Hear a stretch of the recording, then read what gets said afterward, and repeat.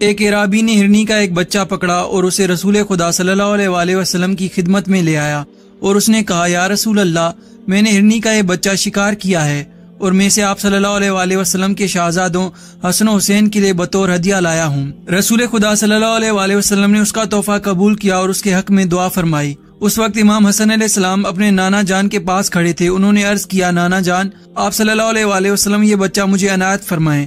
رسول خدا نے وہ بچہ امام حسن کے سپرد کیا۔ کچھ دیر کے بعد امام حسین علیہ السلام آئے تو انہوں نے اپنے بھائی کو ہرن کے بچے کے ساتھ کھیلتے ہوئے دیکھا تو انہوں نے پوچھا کہ یہ بچہ آپ علیہ السلام کو کس نے دیا ہے؟ امام حسن علیہ السلام نے فرمایا، یہ بچہ مجھے نانا جان نے عطا کیا ہے۔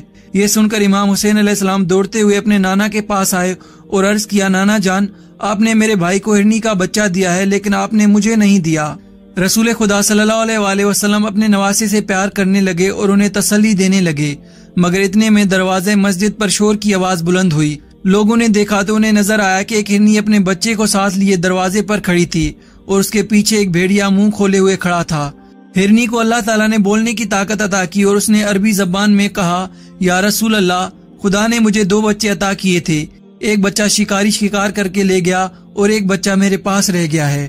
میں اسے خوش ہو کر دودھ پلانے میں مصروف تھی کہ میں نے ایک آواز سنی کہ کسی نے مجھے خطاب کر کے کہا، اے ہرنی، اپنے اس بچے کو ساتھ لے کر فوراً محمد مصطفیٰ کے پاس پہنچ جا، کیونکہ اس وقت امام حسین علیہ السلام اپنے نانا سے ہرنی کے بچے کا مطالبہ کر رہا ہے اور اس نے رونے کا ارادہ کر لیا ہے اور میرے تمام فرشتے سجدے سے سر اٹھا کر اس منظر کو دیکھ رہے ہیں۔ اگر امام حسین علیہ السلام کی آنکھوں سے آنسو جاری ہو گئے تو میرے فرشتے رونے لگ جائیں گے، لہٰذا امام حسین علیہ السلام کے رونے سے پہلے تو اپنے بچے کو رسول خدا کے پاس پہنچا، اور اگر تو نے دیر کی تو میں اس بھیڑیے کو تجھ پر مسلط کر دوں گا۔ جب میں نے یہ آواز سنی تو ادھر ادھر دیکھا تو یہ بھیڑیا میرے سامنے کھڑا تھا۔ چنانچہ میں اپنے بچے کو لے کر دوڑتی ہوئی آپ صلی اللہ علیہ وسلم کے پاس آئی اور یہ بھیڑیا بھی ہمارے تعاقب میں دوڑتا ہوا آیا، اور میں خدا کا شکر ادا کرتی ہوں کہ میں امام حسین علیہ السلام کے رونے سے قبل یہاں پہنچ گئی۔ جب صحابہ نے ہرنی کی زبانی یہ واقعہ سنا تو سب نے زور سے تکبیر کہی اور ہرنی اپنے بچے کو چھوڑ کر واپس چلی گئی۔